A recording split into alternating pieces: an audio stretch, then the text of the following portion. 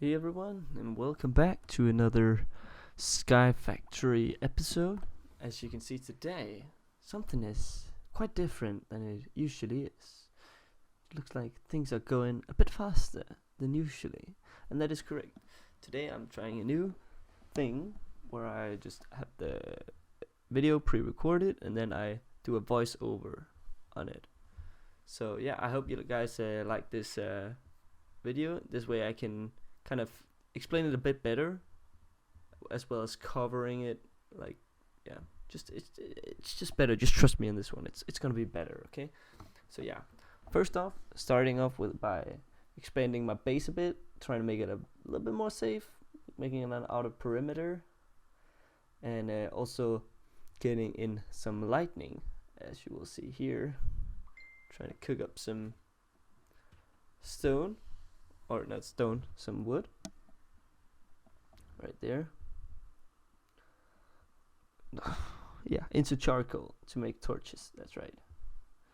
Yep.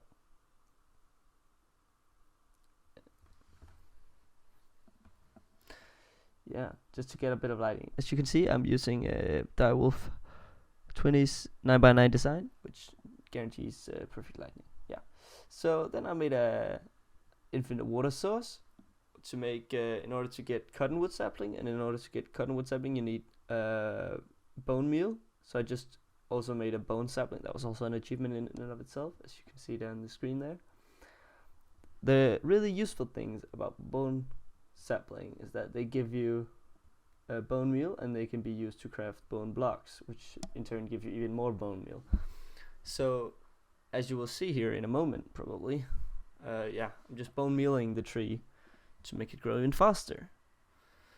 So yeah, you make vines by wood jungle sapling, hanging that on a drying rack, by the way, and so you use that to make the cottonwood sapling. That's right. And the cottonwood sapling is somewhat useful. I mean, you can give a string, you can use the resin to make paper, but overall it's not really that important. And you can dry the leaves on a drying rack to make string. Yeah. You will probably maybe see me do right here. No, I don't think so. But then I get the cottonwood sapling, and then I would go over to make some porcelain clay using clay and bone meal. And the reason I want to do that is so I can make a smelter. And the smelter, the porcelain smelter, is like a tinker smelter, except it's a lot smaller of a form factor. So it's a pretty good early game startup smelter. Yeah. Probably something you might want to include. Also, you can go straight for the tinker smelter right away. It's just easier to make the porcelain clay. Yeah, just to melt it faster. I just put it made a lot of furnaces. They are already always useful to have. And yeah. Then I also decide to upgrade my tools, seeing as I'm going to destroy something that's both stone and wood. And so you can make a pretty nifty tool, which is a paxel, which breaks all blocks pretty good.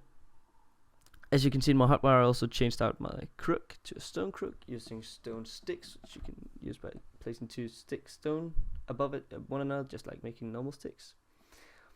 And right here I'm also assembling the porcelain melter, as you can see right there. You can also make the porcelain melter, use charcoal for fuel, which works for to make tin, because tin has a very low melting point. But as you will find out later, you cannot use it to melt iron. For that you need an iron tank or a porcelain clay tank, because lava has a higher temperature and thus is able to mine iron. So I get some birch saplings to both make the tin sapling and also to get a coal sapling, which you will see right here. You just put it in the, well, you didn't see that, but the coal sapling is just putting a birch sapling in a furnace. And I'm growing oak saplings to get an apple, because an apple in a crushing tub makes an apple seed, which you can use to grow an apple sapling, which you will need to make acacia sapling right there. You can see the charcoal is not hot enough, so I just go ahead and make a tank. But you will need an apple sapling to make an acacia sapling, and you need an acacia sapling to make an iron sapling. So yeah, quite a bit of different things you have to include. Right there you can see the iron is melting, and I got that acacia sapling by just putting in the apple sapling in a cauldron filled with water. Yeah, and then you can see I got that epic sweet iron sapling already, guys. 5 minutes into this video and already got an iron sapling. No, not it was quite a grind, but you can definitely get it within your first, I guess it's 2 hours I played total so far. And then I'm also melting up some bricks to get a bonsai pot, because now I have enough iron to make by the way, guys, you need a quick tip to get iron ingots is just to turn it into blocks. So melt enough iron, put it down in that casting basin, and then just you can get 9 iron ingots from a block, which is an easy way to get it. So I got my hopping bonsai, and the first thing you want to the first thing I recommend you do is do it with an iron sapling, so you have a steady amount of so you have an infinite way to, it always makes iron for you basically. And so you need grass blocks in the hopping bonsai, and the way you make grass blocks is just you put a top filled with water, or a cauldron filled with water. Just get that, and you place in a piece of dirt to turn it into mud, and then you just place in leaves to get grass blocks. So that's a pretty nifty way to get grass. Really easy. Also very good if you want to start a passive mob farm as well. Or get some flowers. And then I place a trap chest in between wooden chests, so each hopping bonsai can have its own chest. Yeah, at least that's the plan. I don't get to do that right away, but yeah, that's the plan for maybe the next video, or maybe it's done in the next video, who knows.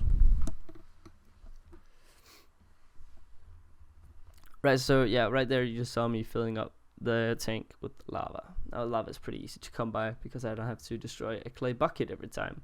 I have a refillable one. Yeah. So just mining some sand to get some glass to turn into bottles, which I need for a lapis sapling. And the reason I want to get a lapis sapling right here is because that is what is used to make mineral. And mineral drops when you harvest it. It drops mineral berries, which is a very good food source. So that's why I want to get mineral saplings.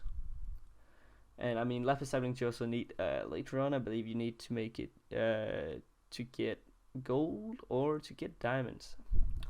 Some along the way, yeah. Either one of those, I believe.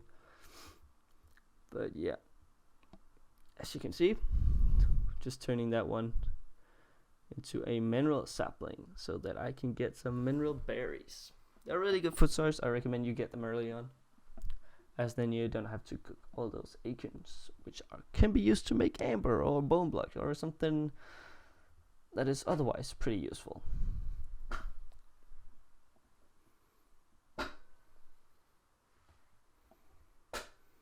Yeah, you also get mineral wood, which has a nice blue color, and this is enriched mineral wood, which contains a few chunks.